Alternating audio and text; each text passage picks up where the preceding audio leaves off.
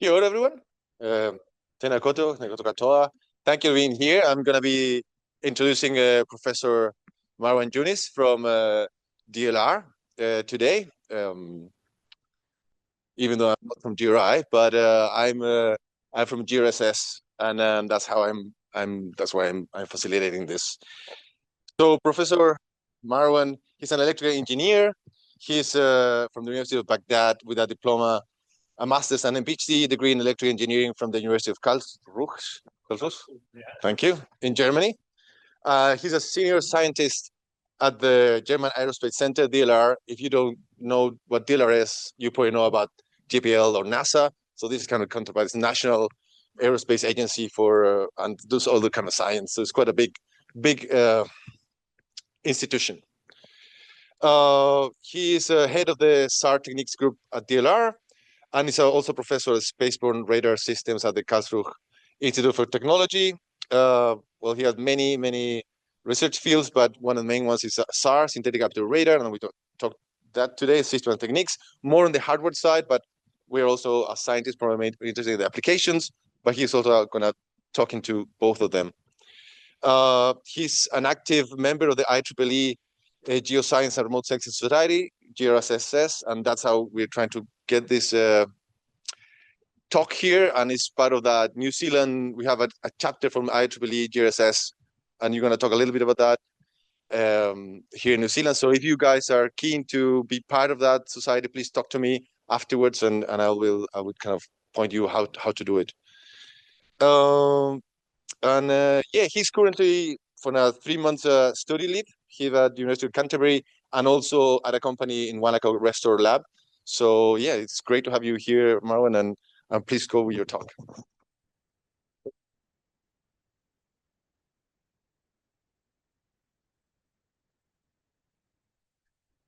Okay. Well, thank you everybody for attending.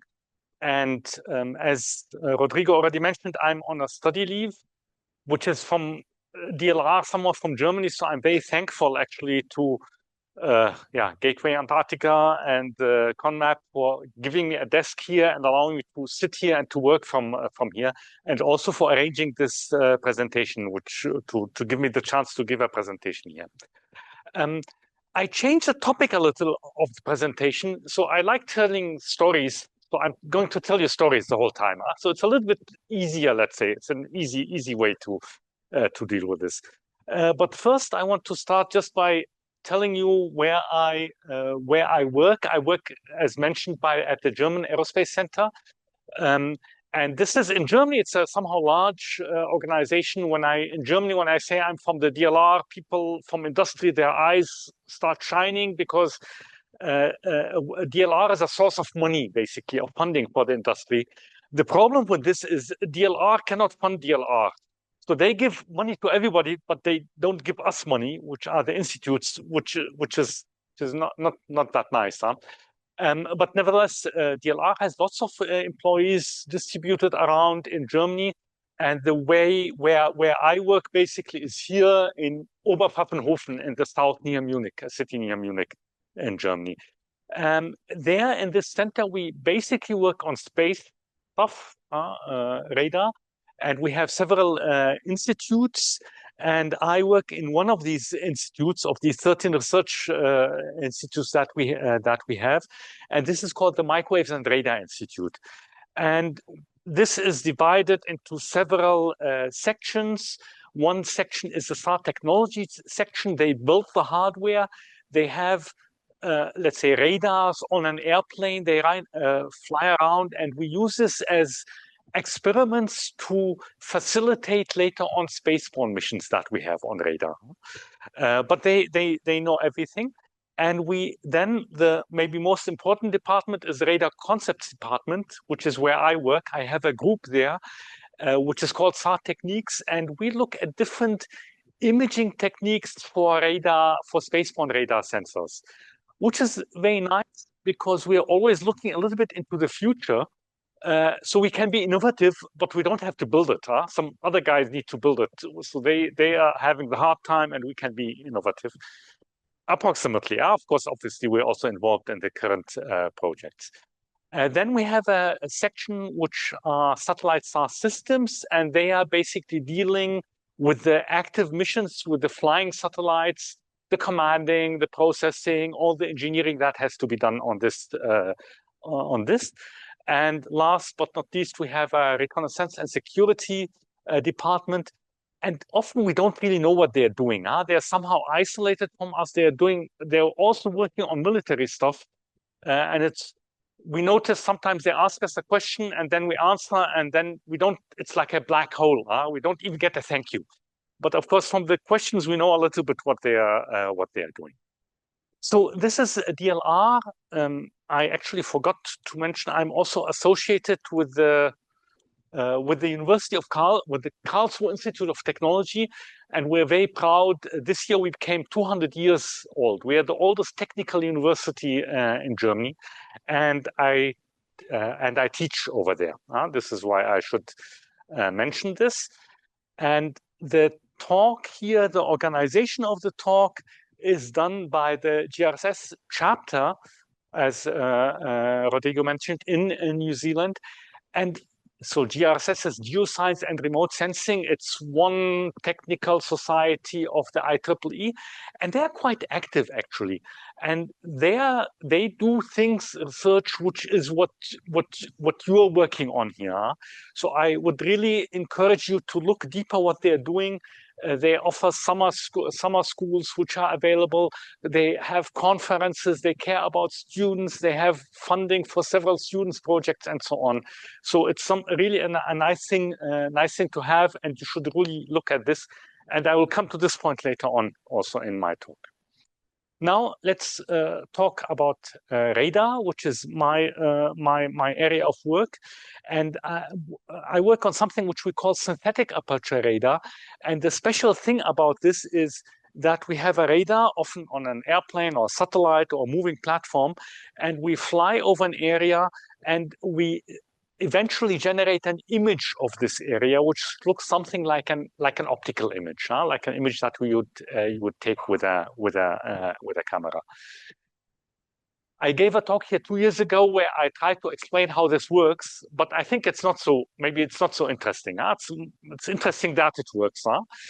Just one slide about this. Obviously, we have an active radar, so we transmit some pulses. We look at we illuminate an area on the ground, and then we receive the data, and we store the data. And if we look at the raw data, it looks something like this, like noise. And actually, one is able mathematically to prove that it is noise. And it's only after we do the signal processing that we get a radar image, something like this. And we also have a group that work on signal processing. And if you talk to them, they're really strange guys, because they don't talk the engineering language. So they say frequency, but they mean Doppler frequency and stuff like this. And when you ask them, they tell you, the processing, it's only FFTs and geometry, nothing else. Maybe, but it sounds much complicated. I think it is more complicated. However, what these guys give us, these are some examples over here. So this was an image with the German Terasa X satellite. It's a large city, a huge city in China. This is one of the largest rivers in Asia, and this is taken with we call it strip map mode. It has a resolution of 3 meters, the image, the polarization, and so on. And the colors here, they are not the natural colors, they are some artificial colors. And the way the processing guy did it, such that if you see something that is like green or blue, it is something where the surface is more smooth. The pixel is more smooth. And if you see something which is like yellowish or reddish, it's something which has some roughness or some buildings and stuff like this. And they did it because it looks nice. This way it looks nice that they did. Some other example, this actually looks like an artwork, no? It's a large desert in Iran. It's also taken with the strip map mode. There are mountains here that you can see on the top of the image. And here you see also the dates where it was taken. And the last example, I'll be showing some later. is in Senegal, the capital, and this is what we call spotlight. It has a little bit a better resolution. You see here a 1.7 meter resolution that we can achieve over here. This is the ocean. It appears it has, because of the waves, it has some roughness. So this is what you see over here. So this is what you can do with radar. And in Germany, we have 2 radar satellites, civil radar satellites currently flying. And if you look, you see that there are lots and other people who are doing things. Everything started with the first civil system in 1978 by the NASA JPL, and now we have lots of missions. And these slides always cause me problems because I try to update them, but things are happening so fast and I must always add pictures. So I didn't worry about updating now. So some of the dates might not be correct. Maybe just to mention, each one of these has a story behind it. I or somebody else could tell you stories about each one of these satellites, and there are lots of different ones from different countries. And instead of updating the slides, I just looked into LinkedIn, and I saw this nice post over here from the guy who just commercial SAR satellites that he put there, a collection of which countries and which organizations are doing this. I didn't like it because he said, where is it? DLR and Airbus somehow. He combined them in one.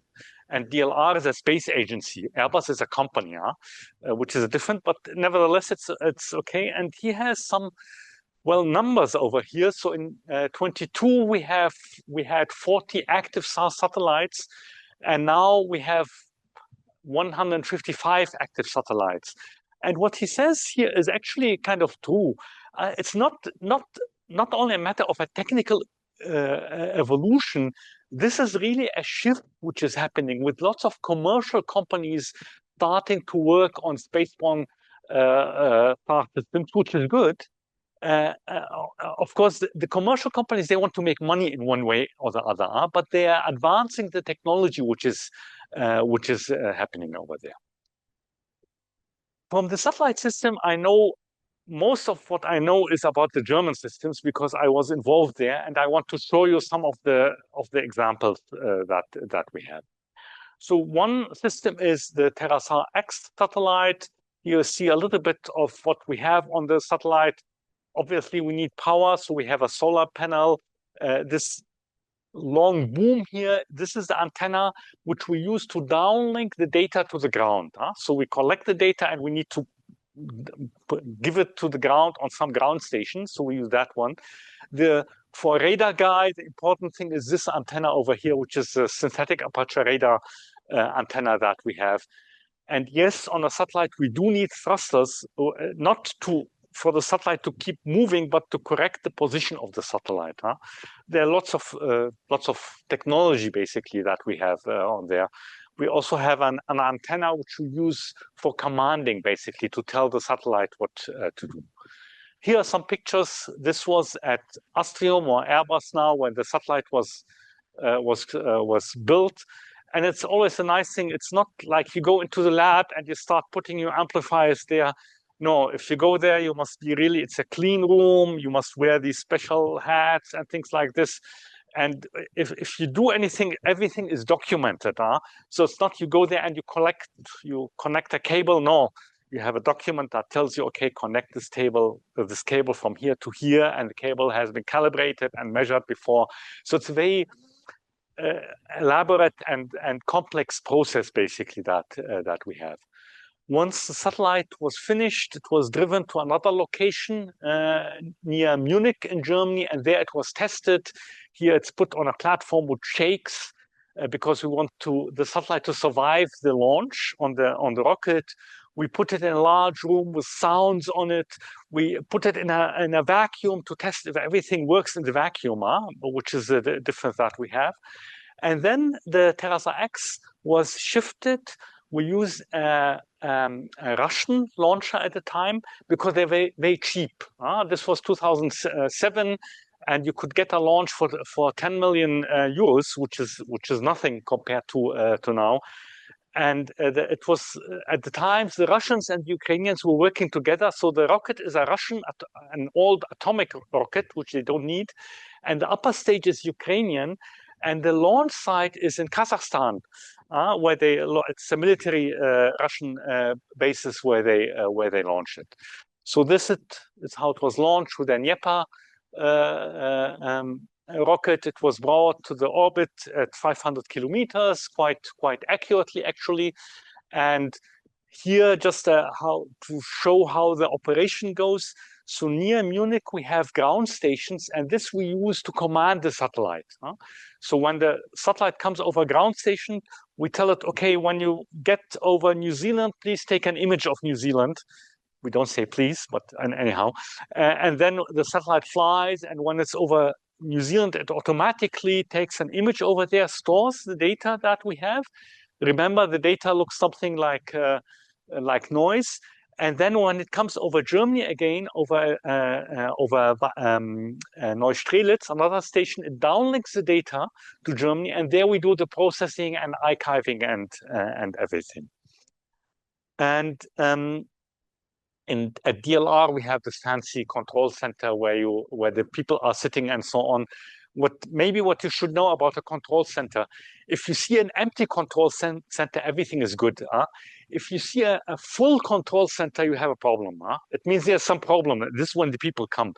And with us, we have 2 overflights in Germany in the evening and the morning, and usually you just see one sleepy guy going there, and then he looks at the monitors if everything is okay, and then goes away again. The satellite operation must be autonomous. You cannot fix anything, so you must do the work in advance. We are very proud in Germany because here are some dates. So it was launched at 4 o'clock in the morning German time on 15th of June. 20 minutes later, we had the first contact with the satellite, which is quite important. You want to know if it was launched. And then 3 days later, we had the first downlink of the data, and we received the data, and we were able to process it to produce this image that you see over here, which was only 4 days after the launch of the satellite, which was a record at that time. We broke this record again with our second satellite, but we are very proud of this area. Maybe what we are not so proud of is what you see over here. This is an area over Russia. And obviously, when you have a German satellite, you command it from, the commanding was on the satellite when we launched it. You command it to take an image over Berlin, obviously, it's in Germany. But the guys who were doing the control of the position of the satellite, they had an error in the sign. So the satellite was at where it should be, but they wanted to correct it a little bit, and the correction was in the wrong direction. And then the satellite said, oh God, I'm in the wrong position. So it started to correct itself even more. And at the time where the satellite should have been over Berlin, it was over Russia, some image. This is what you see over here, and I'll come to this image later on. This is what I want to show you here, some other images that we took with Terasa X. It's Antarctica. And if you ask me what are we seeing, I would ask you what are you seeing? Because you're the scientist, you know what to do with the data. I'm the engineer. I'm responsible for building the radar or making sure that it works. But interpreting the data, which we call the application, this is part of the what we call the science, which is actually why we build these systems. And this is maybe what you're doing here, which is also what the people from the GRSS Society and so on are doing. This is another image that I got from Antarctica. They look nice, But again, the interpretation is the interesting. For me, it's just an image. The interpretation is maybe more interesting. And I have a third image, and this is from the O'Higgins station. You see this line over there, and this is one of the ground stations that we have, which collects the data. And what we did, we were taking an image while sending the data to the ground station. And ground station has a big reflector that follows the satellite. And this is why you see these bright line, because it's the same frequency, actually. It's an interference what is happening there. So when you build a satellite and you basically get the okay from the government or the money from the government or the space agency to do it, it's not that you say, okay, I want to do this and then, okay, I get the money now, I build it. It's you have to make sure that you have the technology to do these things. And this technology takes actually a long time. So long before we started building the satellite in Germany, there was a technology development plan which was ongoing. And I want to show one part of this, which is what we call the transmit-receive modules. Over here, you see the antenna. It consists of 3 leaves. Each leaf consists of 4 panels, and each panel has several what we call radiators. And you see the radiator over here. So this is part of the antenna. It's a slotted waveguide. And over here, you see something that we call the transmit-receive module. We use this to control the antenna. And I will show you next why we need these with the current satellites. What you might want to remember is that this small thing over here, it costs as much as a big new Mercedes. It's approximately the cost that we need. On TerraSAR-X, we have 384 of these. And it's not only that you buy them and you integrate them, it's a large effort because you need to test them, you need to calibrate them, you need to control them, and so on. So they're both something that we need, but they make things expensive and complex. So now, why do we need these TR modules? I'm going to show you a video which shows the imaging modes of TerraSAR-X. I hope it will start. Yeah. Again, you see the antenna over here. Over here, these are star cameras. We look at the sky and we compare the image of the stars with a stored image to know the orientation of the satellite. We have GPS antennas. We need GPS to know where the satellite is, and we need to know this quite accurately. And we need to know this for the processing of the images. And they start with what we call the ScanSAR imaging mode. And you see that the antenna beam is moving, but electronically. We control this electronically. And this is why we need the TR modules for, because we want to switch between different beams electronically. The ScanSAR mode has a swath width of 100 kilometers and a resolution of 17 or 16 kilometers. The next mode, which was shown while I was talking, which is going to be shown again, is a strip map mode. And there we fix one area that we look at. But this area might be over there, or it might be somewhere else. And this is, again, why we need to control the direction of the beams electronically over there. The strip map operates, it has a resolution of approximately 3 meters, and the swath width is 30 kilometers. And again, the mode that I missed, this mode is what we call spotlight. And there the satellite looks a long time on one area on the ground. So we have like one patch with a very high resolution. It's about 1 meter, but the size of the patch is maybe only 5 by 5 kilometers.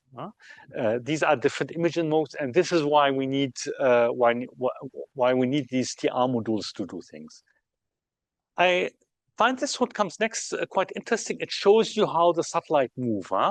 So the satellite turns around the Earth. Well, it flies continuously, and the Earth is turning below it. It's a different way of thinking.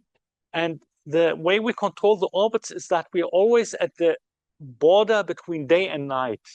And this way, the satellite looks in one direction, it always sees the sun. We don't need to rotate on our solar panels. I maybe forgot to mention TerraSAR-X was designed to cost. So we told the industry, this is the amount of money that we have. Please build us a satellite with this amount of money. It was not that we told them we want these specifications and then they asked for a lot of money. We told them the amount of money that we need. And this is, you see, we see very little actually by one overpass. Like to go from the North Pole and to arrive again at the North Pole, it's about 90 minutes that we need for this, just for you to have a feeling. And again, we continue rotating around the ground, always at the border between the day and night.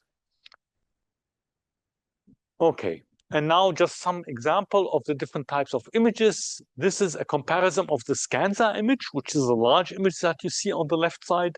And within it, we have overlaid a strip map image. And if you look at this small area over here, then you see this is what we have in terms of SCANSA, and this is what we have in terms of strip map.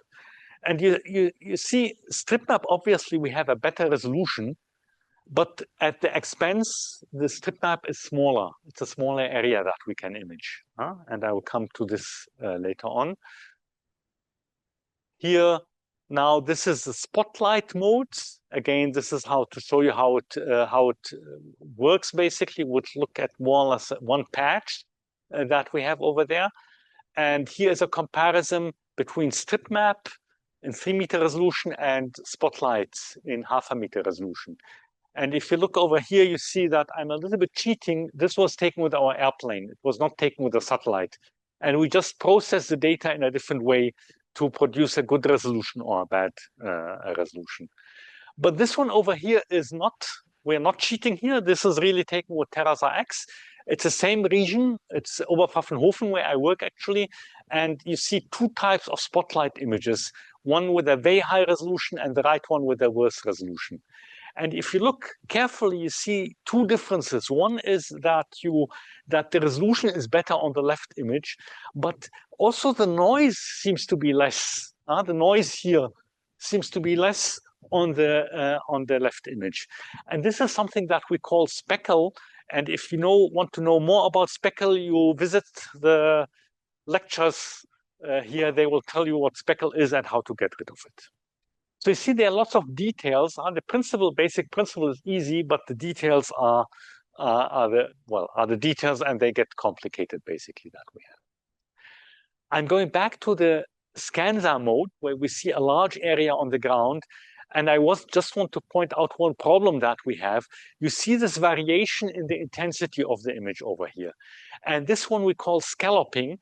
And the scalloping we can remove it by processing, but if you look carefully, you see that it's still there. It's still there. And this is what led to another imaging mode or imaging technique, which we call the TOPS mode. It's terrain observation by progressive scan. And you see what is happening. The satellite does something which is really strange. It has a beam which scans in this direction. So it's the opposite direction of the spotlight. Remember, with the spotlight, we go like this. We look on one area. And over here, what they do is they scan fast here, then they scan like this, and then they scan like this. And this is the standard mode for the Sentinel-1 satellite. You might have some data from there. These are just some examples. And here you see a comparison between SCANSA and TOPS mode. And you see that the scalloping is removed in the TOPS mode. And this is what we use in the lectures when we try to explain why the scalloping happens in one mode or the other, but it's not something that you need to worry about right now, just an example. And the reason why I mentioned the TOPS mode is that we are very proud that the first TOPS image we took with TerraSAR X in 2007. And at that time, the mode was not invented, actually. Nobody knew about this mode. Actually, what we wanted to do is to do a spotlight, to do like this.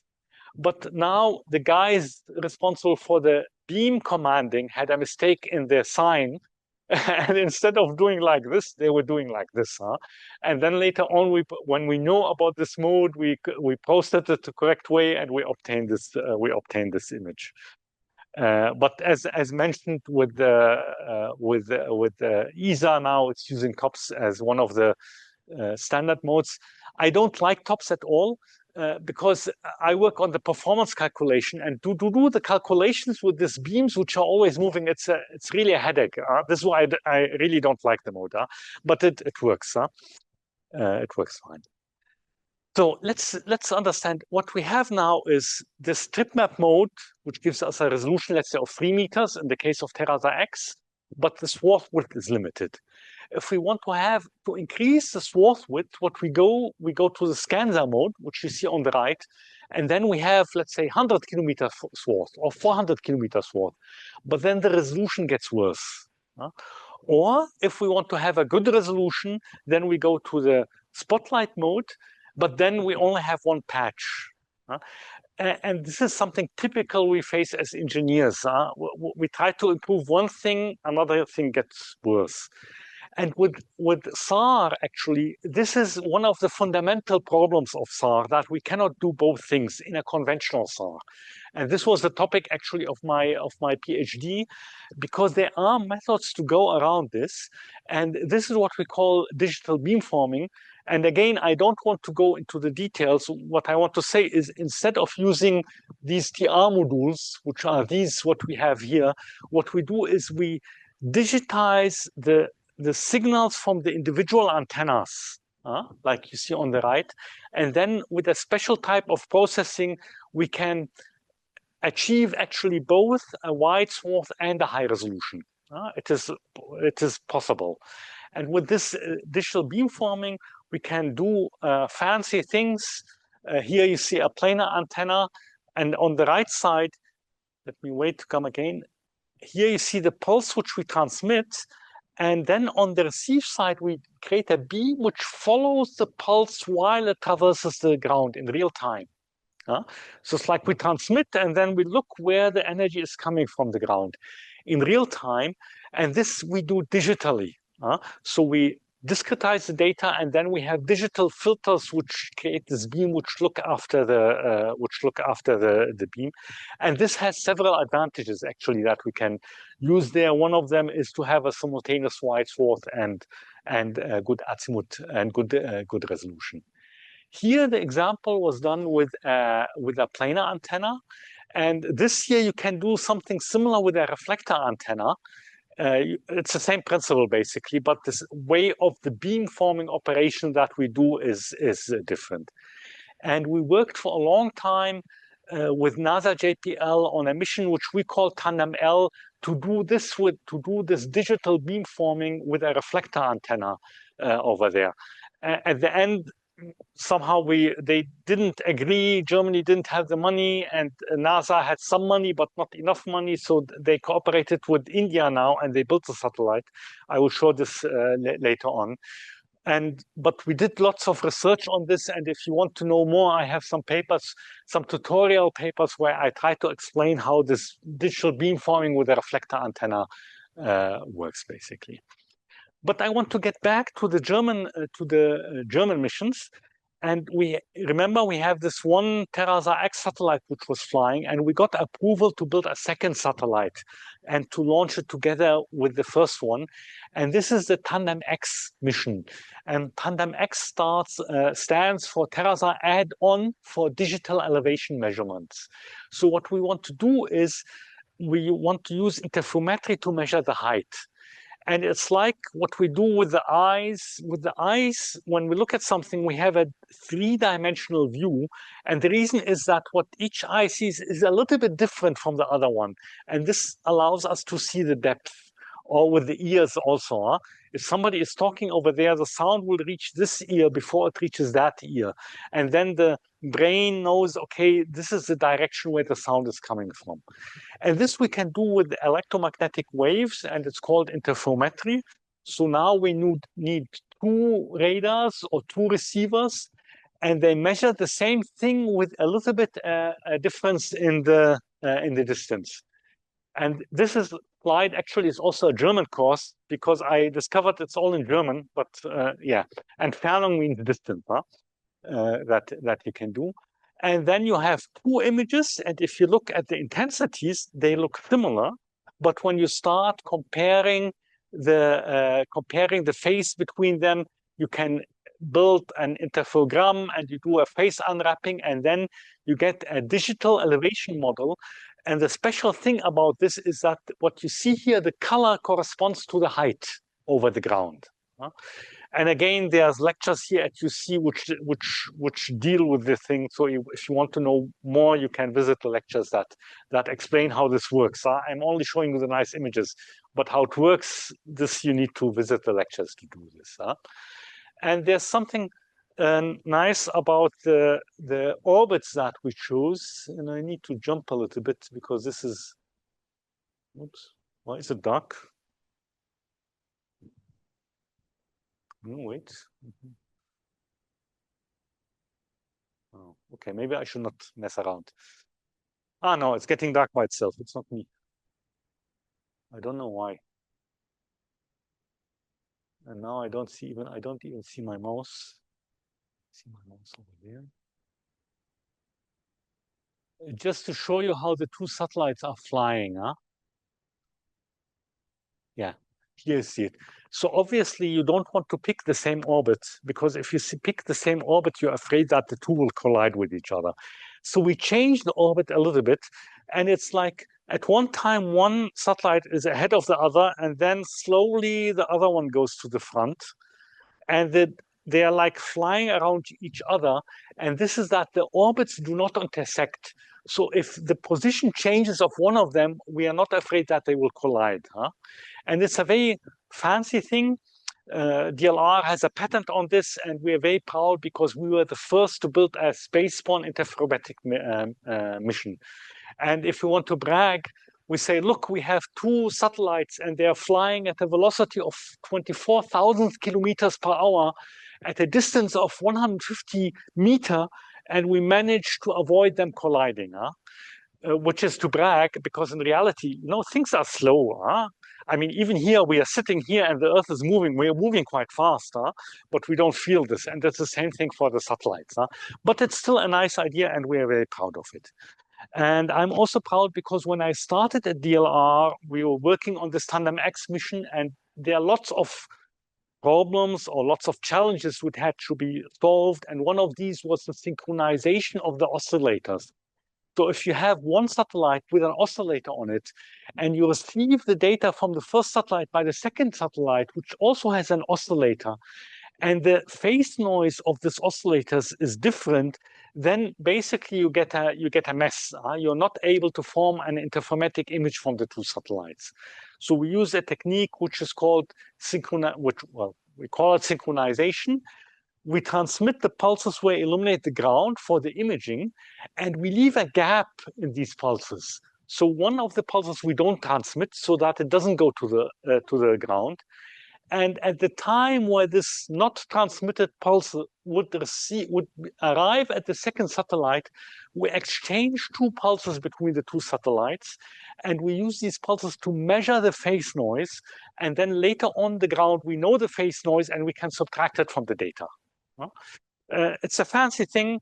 And over here you see that if you don't do it, this is what you get. And if you do it, everything looks green, which means everything is good. So the technique basically works. And Tandem X was launched 3 years after TerraSAR X, and not this time on purpose. For some time, we took the same area as on the TerraSAR X image. And for example, on TerraSAR X, you see on the upper left that we had a strong thunderstorm, which we do not have 3 years later. And these images are really so interesting. There are lots of things one could show. And one of the specialities of SAR is that if you have something which is moving, it appears displaced from its original position. So what you have over here, this is a train. This is the track of the train. But the train appears over here in the TerraSAR X image. And astonishingly, 3 years later, but a little bit a different time, we saw a train over here. It's also a train which was on the same track traveling. So we concluded from this that the trains go every 20 minutes, as you see from the time over here. And 3 years later, the trains were shorter and slower because the displacement is less. But again, you can do lots of fun things with this. This is a typical a Tandem X in DEM, basically, over the area of Christchurch, and we have lots of these images. And Rodrigo, I brought a calendar with lots of DEMs, basically, and there's actually even an image of Christchurch in there. By coincidence, I didn't know about this, but it's also there. If you can put it at the department, it would be nice. We have these calendars at the institute. The DLR also produces that calendar, but we don't like it, And this one we produce, and it's much nicer, and we do it. So actually, we did a digital elevation model of the complete Earth, of the complete landmass of the Earth, which are 150 million square kilometers, which are at a resolution, at a posting of 12 by 12 meters, and we have a height accuracy of 1 meter. Very, very accurate. Huh? But we are not allowed to give the images away for free. People must buy them. So we are, because it's a commercial company basically that is selling the data, unless you are a scientist. If you're a scientist, you have access, you can apply for these high resolution DEM models basically that one gets. And you see from the years over here that it took us 4 years. Actually, it was 1 year to image the complete landmass. Then we imaged it again with a different baseline. And then we imaged it again for a 3rd year for the problematic areas to look at them from different regions. And then 2016, we had processed everything. And later on, it took us about 1 or 2 years to get the approval from the German government to release a DEM at a lower resolution, which is at 90-meter DEM, which can be downloaded, available for anybody. You don't need to pay anything for this. This just tells us how much time one needs to image everything on the Earth, which is a point that we got to. The satellites, they are still alive, they're still flying, we can just take data, and we have other plans, what we are doing with them to look at different applications and different things. And this is what we're currently doing with these satellites. We are adjusting the baselines, we're looking at forests, we're looking at problematic areas, we're looking at ice shields, Arctic glacier, and so on, what is doing with them. So we are not wasting our time. Okay. Now, I want to mention another mission. So TerraSAR-X, the technology is 15 years old. It's not digital beamforming and so on. And the first spaceborne mission with digital beamforming was NISAR. It's a cooperation between NASA JPL and ISRO in India. They built a satellite together, and you see an animation basically of the satellite launch. And this one has a large reflector which is deployed over there. You see the time over here, so everything is very slow. And to be honest, we envy them, and I'm actually jealous of the NASA JPL because they are the first one to build a digital beamforming system and to fly it in space. In Germany, we did not manage to do something like this. It's too dark basically. Here you see the reflector which opens. Very slowly, basically, it deflates. There are 2 companies in the US, Harris and Northrop Grumman, that do these types of reflectors. This is the first reflector for SAR satellite, but for communication satellites, they have been used for some time. And this satellite was launched last year. Oops, no. Why is it too dark? You see it here. This was actually a LinkedIn post again from a colleague at NASA JPL. And there they took another satellite, which took a camera image of the NASA, of the NISAR, just to prove that it exists. It's very funny. You have 2 satellites and they take pictures of each other. And I want to show this. There's lots of information about this. It's working. We know that they are producing images. You can find them on the web from NASA JPL. This is a mission of one of the space agencies. So it's one of these big satellites where you spend lots of money, where you want to do things in a really accurate way. The other side is the smaller commercial companies that build satellites to make money. And one example is Capella Space. They are placed in the US. They also have this reflector, but it's much smaller. I think it's maybe 2 meters or something like this. The NISAR reflector has 12 meters in diameter, which is really huge. This one is small. And this Capella Space and other companies, they are really successful with what they have. They take the data, they sell it to the people who are interested in this. And now I come to a point which I actually mentioned in the abstract of the talk, which I'm just going to say a few things about it because I already gave a lecture for the electrical engineers on this imaging mode. It's a special imaging mode which we worked on for some time for proposal for mission for the polar regions. And there's several special things about this. One of it is that you see that we are scanning from far range to near range. So we start imaging over there with the pulse and we stop over here. And the echo from the far range takes a long time, but we transmit first over there. And the echo is nearer from here, so it takes a shorter time, but we illuminate this area later. And what happens is that the echoes from all areas arrive more or less simultaneously at the radar, which is where the name comes from, time of echo compression, basically, that we have over here. And this operation mode is nice. What it does, basically, it increases the swath width at the expense of the range resolution that we have. But it also does something different. It improves the signal-to-noise ratio of the image that we have. And the nice thing about this is that we don't need these complex TR module antennas. We just need a passive antenna. So we can use either reflectors or planar antennas or reflect arrays, which are passive. They don't cost a lot. You must do an effort in the design of these antennas and to build them. But once you have them, they are cheap to reproduce. And these types of antennas can be used for the satellites. So this operation mode is predestinated for if you don't have lots of money. But you can also use it in other cases. So you can use it in a system like TerraSAR-X as an free add-on. You don't need to do much to make the antenna scan with frequency. Or we can use it for systems where you use higher frequencies. We use higher frequencies to avoid a deep penetration. And these systems have problems because the technology we don't have for the TR modules. And there we can use this mode. Or we can use it for what we call new space SAR instruments. And this is what the smaller companies do. They build smaller, cheaper satellites, more experimental, and this mode is predestinated for it. And in my opinion, if the New Zealand government decides to build a satellite, they should use this operation mode because it's cheaper and it's more easy to do it.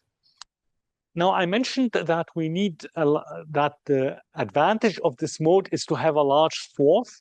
And the question is, why do we need a large swath? And I want to spend the last few slides on this point. And again, I took a post which I discovered by coincidence yesterday from LinkedIn again. And they are very proud that they were able to image the border between Russia and Finland. Over there, you see it on the left. This is actually an animation in LinkedIn where they count the days and they show you what they image. And this border is 1,400 kilometers long. And it took them 10 days and 17 satellite passes and 270 images to image this border. Now, a satellite moves at 7 kilometers per second. If I have one satellite and I'm able to steer the beam to where the border is, I need just 3 minutes to take this, to image this border. So this somehow is to show you the different applications. These new space companies, they don't design their systems to look at large areas, but they more want to have smaller areas with a high accuracy that we have. And once you want to look at larger areas, they need a long time to do this. And even with TerraSAR-X, we can image dynamic processes on the Earth. But if we look what we can image in 1 week, so the total land mass on the Earth is 150 million square kilometers. And this is the land mass of the Earth. And this is what we can image in 1 week with the different operation modes that we have. And this is why you see it took us 1 year to image, to take an image to create the dam. So we are slow in doing the things, which is maybe not bad. But remember, why are we doing all of this? We are doing this because we want to monitor processes on the Earth, and these are dynamic processes that we want to see. And some of them are very slow. They happen on a scale of years, but some of them are in the order of days. So we have areas, we want to see them once per day. And for this, it does not help you if you need 10 days to image a border. You need a large imaging capabilities, depending on the application that you have. And the applications that we need, what is important for us is the dynamic process on the Earth, because we need to understand these, because we want to know what is happening on the Earth. And here you just see one example of what we can do with our TerraSAR-X satellite and what one could do with a wide swath imaging system. And the days over here are within within 8, it counts to 8. So basically, if I really have a large swath, then I can image the complete Earth within the complete landmass within 8 days, which gives us much more capabilities. And this actually brings me to the end of the presentation. I think I somehow distracted you a little bit, because I was telling the stories the whole time. So I tried to put some summary over there, and the summary is, we know that we do have, or everybody has access to Earth remote sensing data. And there's lots of engineering innovative work which is doing to design more capable and more flexible and better radar instrument. And here you have a link basically to see, just for example, if you want to apply to get TerraSAR-X data, this is one. The second link is where you can look, just you need to register and then you can look which data is available. And the third link that you see over here is the global DEM in a 90-meter resolution, which you can download for free without doing anything. The point is, we want to make sure that this data is used in the right way. And this is a change which especially in Europe is happening now. In Europe, the companies are starting to build satellites for military application. And this is not really something that we need. So it's, I think, also one of the tasks for the scientists and the people working on the application to guide the engineers to do things in the right way, to do things for the benefit of our planet, because this is the problem that we have.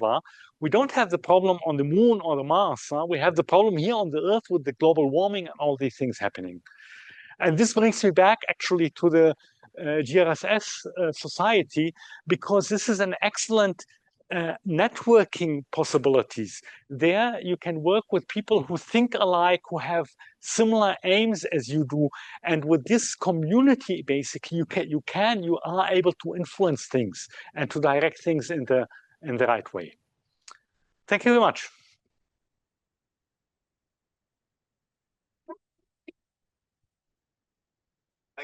Thank you, Marwan. First, before question Q&A, I want to say that excellent talk. And Marwan's going to be with us again. We are organizing a SAR GSS art school in April. If you want more information about that, just talk to me, and I will guide you through the registration process if you're interested in learning more about SAR and remote sensing. The other one is questions. Who wants to ask something?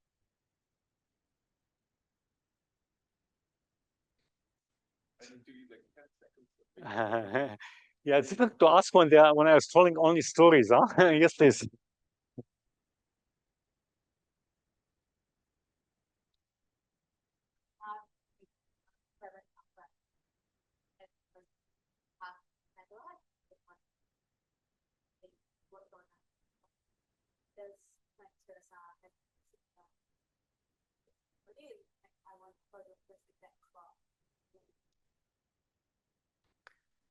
Yes. So the way we do it, we have contact to the satellites 2 times a day, and we ask for a certain area that we want to look at. The satellite goes over near Munich. We tell it to take an image of the area the next time it's over the area, which takes a few days, and then it's downloaded. So within a few days, we are able to get the data of the area that we want to look at.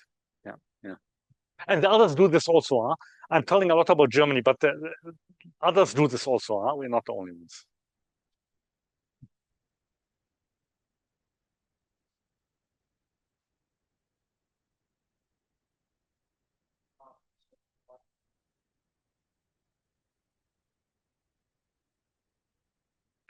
Yeah, you're asking why we need a second satellite.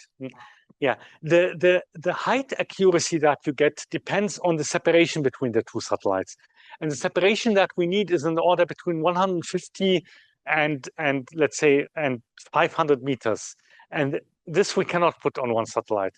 But there are ideas to have one satellite and a boom and then a second antenna, and for example.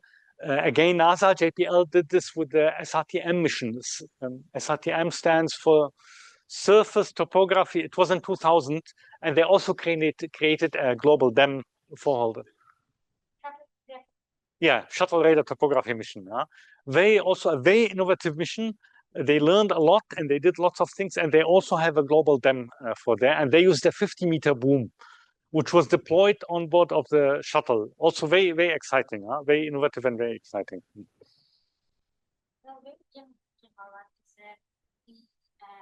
Commercial satellite companies like space.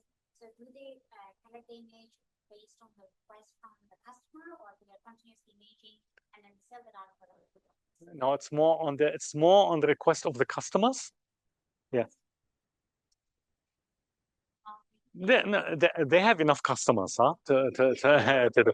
And this is part of the move. So just to mention ICE-I have, I think, currently 40 or 60 satellites in orbit, and they change the constellation of the satellite so as to fly over Ukraine more often. And so they're taking the images and giving them to the Ukraine, which is fine. But for me, the strange thing about it, it's a commercial company, and it's intervening with a war which is happening between two countries. It's not a government, it's a commercial company. And I would have moral issues to do this. But for them, of course, they want money. And actually, the guy, one of the CEOs of ICE-I, he came from the US and he was working on military stuff. And he said, I no longer want to work on military stuff. I want to do on this cool things. But now this is what they're doing. Yeah. So there is use of it. And Capella Space, for example, they actually don't care where the data is coming from. So if somebody wants an area, they might even get the data from another satellite and give it to the customer, which is an interesting idea. It's an idea.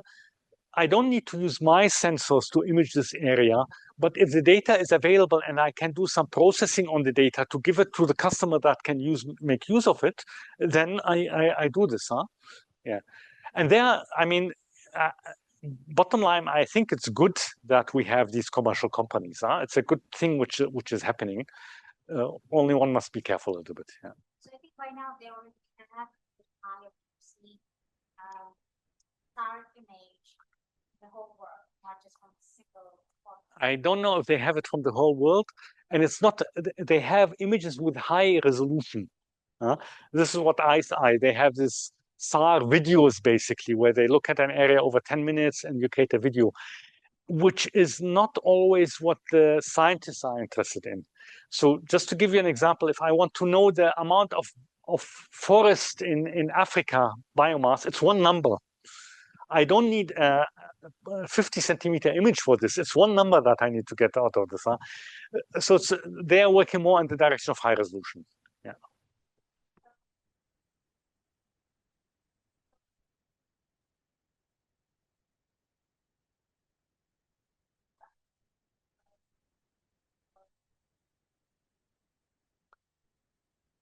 For the new space company, I don't know exactly, but I assume if they have an image and two customers want this image, they will sell the image to both customers. In the case of Terasa X, so if you have a science proposal, and if you go, or actually right now, if you go to this page and register, you see all the data takes that we have from Terasa X. And then when you have an approved science proposal, you can order one of these images, which was taken at whatever time it was. So it depends on the business model, basically, that you have. ESA is giving the data away for free, and NASA JPL also. They usually give the data free away for free, which they will probably do for NISAR also, assume. So you can get whatever you have, you can just get. Yeah, so okay, yeah, which is good, huh? It should be. This is how it should be. Talked about difficult world, wide duration, and on the third one you focused on the difficult parts. Yeah. Where were those difficult parts? Why was it? Two examples. One of them is mountains. If you fly like this and you have a mountain over there, you see a shadow on the backside of the mountain, so you don't see what is on the other side. So we took these images then from the other side. We looked at them. The other problem that we had was deserts, because deserts we have a large penetration. So we are looking at deserts with a large incidence angle, and then the wave just penetrated into the desert, and we had a very bad signal to noise ratio. So we repeated these areas with a smaller incidence angle, and then we had a larger reflection, and we could image these. Just to give you some examples. You tell it at the end about getting wider areas, but you always talk about if you're getting something, you're losing something. So how are you getting these wider areas without losing something? Yeah. In this f-STEC mode that I presented, we get a wide area, but we lose range resolution. With a normal SAR, if you want a wide area, you lose azimuth resolution. If you want to get both, you need digital beamforming, which is what NISAR is doing. They use these multiple channel data, and then you can get both. My last question, it's about, I always think like New Zealand should have a SAR satellite. I always think like, oh, maybe these new commercial companies have buy one of them off the shelf. Yeah. But with f-STEC and other possibilities, who could build that? Maybe like DLR, or who should the New Zealand government ask? Oh, I want to have this amount of money. How they could... So they could be there are different ways to go around this. I think if the New Zealand government goes, one possibility is to buy an ICEYE satellite, which has also been discussed. And by the way, I talked to the ICEYE guys, and their antenna scans with frequency, and they told us, okay, we're going to do an experiment to see if we can use this f-STEC. But they did it without asking us. We need to give them the parameters, and they just talked to their engineers, and they did something, and it didn't work. But I think the ICEYE satellites, one could adjust them a little bit so that they really operate in this mode. The other thing is, why not develop it here? This is when I went to Capella Space, and they have more or less, it's an old factory building where they're building their satellites. They're doing things with their hand, basically. And you don't always need these sophisticated technologies if you don't really. So when a space agency builds a satellite for 700 million euros, they want to make sure that it's working. If you build a satellite for a much smaller amount of money, you don't care. Capella Space, for example, they launched a satellite and they just put a graphic card on the satellite. Let's try it to work. They didn't worry about doing the space qualification, radiation resistance, and all these stuff. They are just trying around. So it depends what the strategy is. One can do it really expensive, solid way, or one can do it more the experimental way.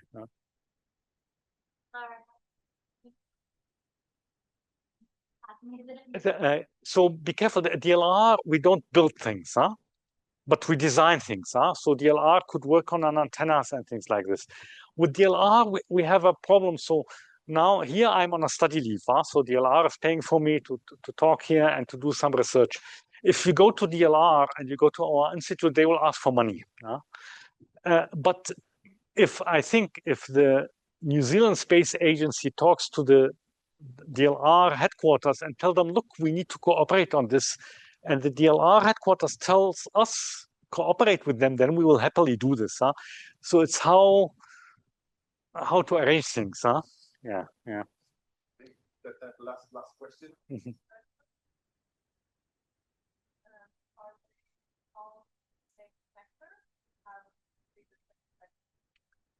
No, it's the same. It's the same detector. Everything the same, and this is why you cannot operate them at the same time. So you have to decide which one you operate, but you can decide on board depending on what you want. Huh? Yeah. It's too expensive to have one detector for each one of them. Huh? Yeah. Thank you, Marwan. Okay, thank you.